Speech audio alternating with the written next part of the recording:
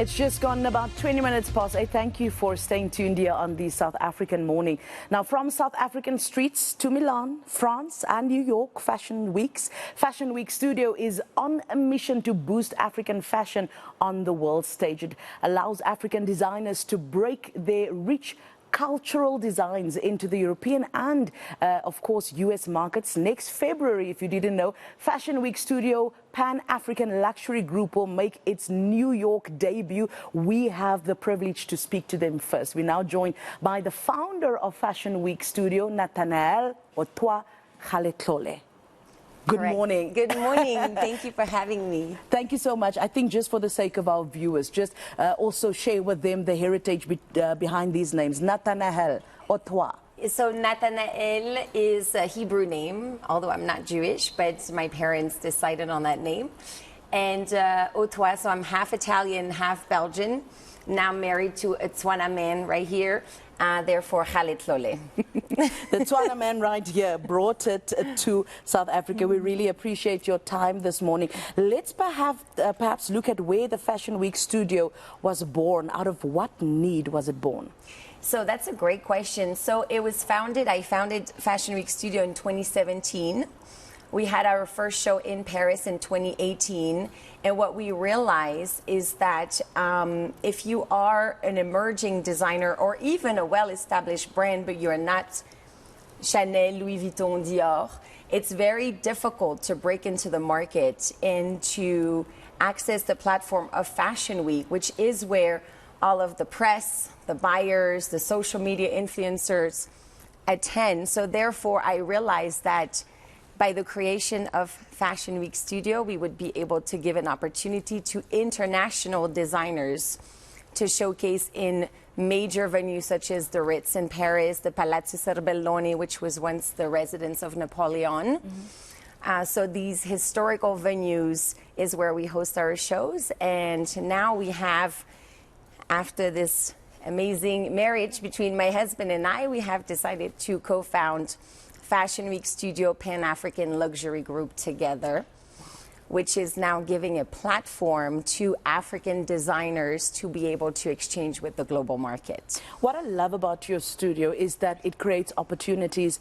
for so many African designers. And yes, one thing we know about the textile and fashion industry is that it creates a lot of jobs. It does. Talk to us about that. Absolutely. So basically what I've realized is that the European and the American markets is in high demand for African fashion, garments, prints, colors.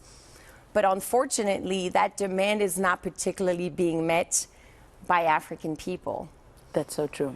Right? Mm-hmm. So we have hundreds of years of history between Europe and Africa. And to me, the idea that Africans are now not being able to participate in the global market as they should and being able to profit from their culture, we decided that we wanted to create a platform to remedy that. And the commitment we ask our designers is that as we really start to push them on that global market, we ask of them that they ensure that they will produce here in Africa, that they will create the jobs here in Africa, that they will not export the production outside of Africa.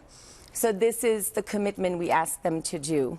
And we're in fact doing a pre-launch of the Pan-African Luxury Group in Cape Town this December. Oh, wow. But tell me, how is the European market reacting to that demand that you are placing?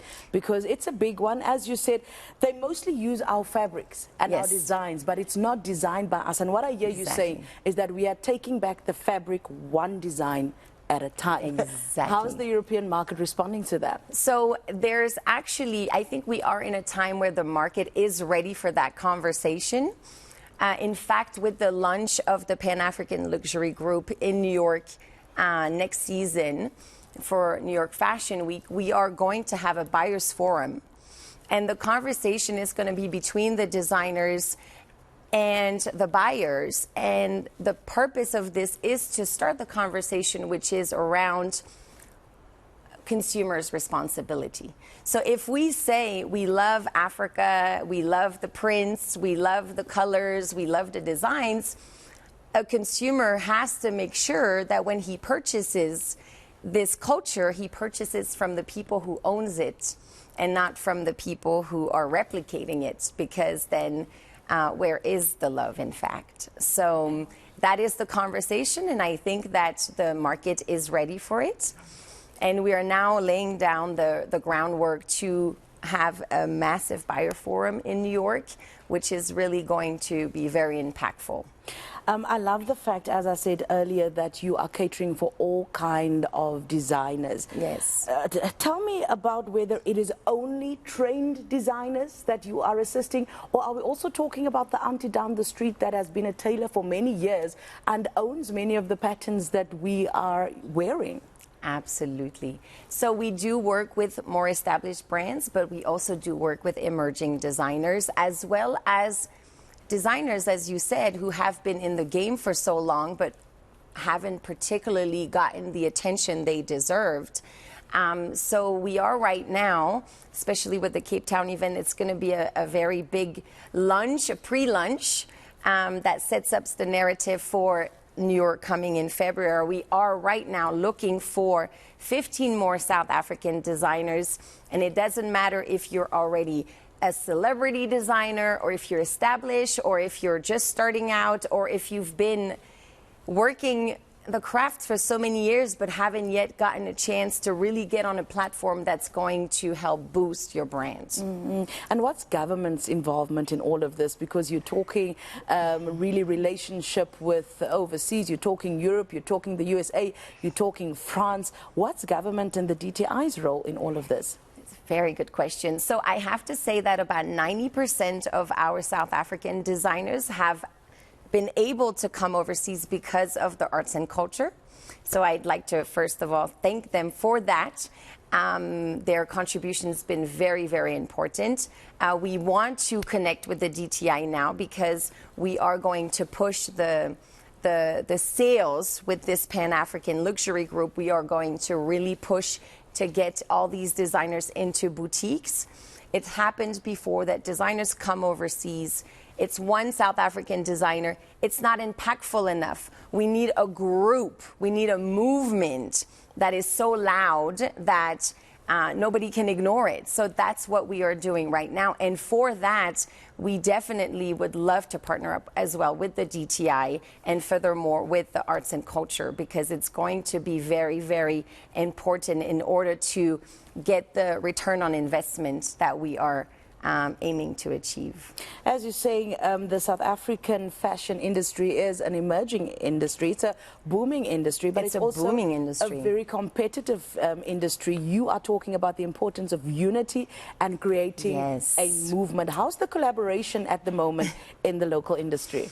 You know, that's a very good question. I have to say that it is very important for people to come together, because when, as much as we might have the idea, oh, I can go overseas and make it as me and just my brand, I think that we underestimate the power of working together. And there is place for, there's not just place for one South African designer to boom, or two or three. There is a place for so many designers to actually be successful. But coming in as a group, a united group, the impact is so much bigger.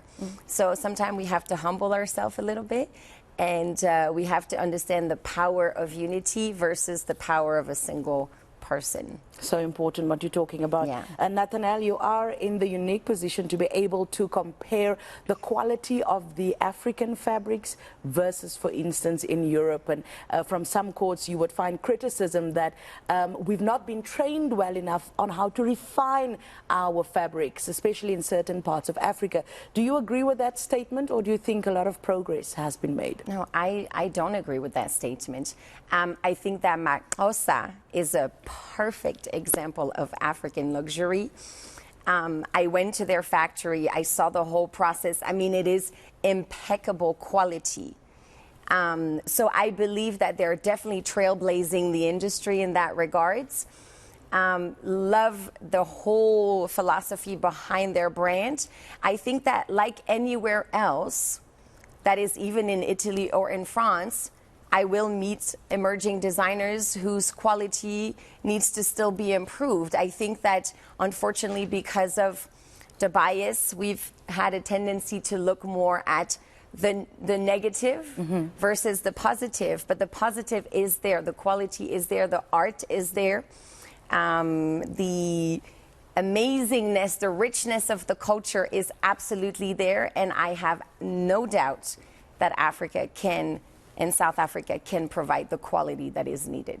Thank you so much for this conversation this morning. I love the key words that you used, which is job creation, opportunities, unity, quality, and luxury. All of this associated with South African fashion. That's right. And of course, if you would like more information, I heard them saying they're still looking for 15 more designers, and it can be local designers. They are, of course, Fashion Week Studio. I'm sure if you do what you need to do on social media, that you will find them. Thank you once again. That's Nathanaelle Hottois Galetlole right here on the South African Morning.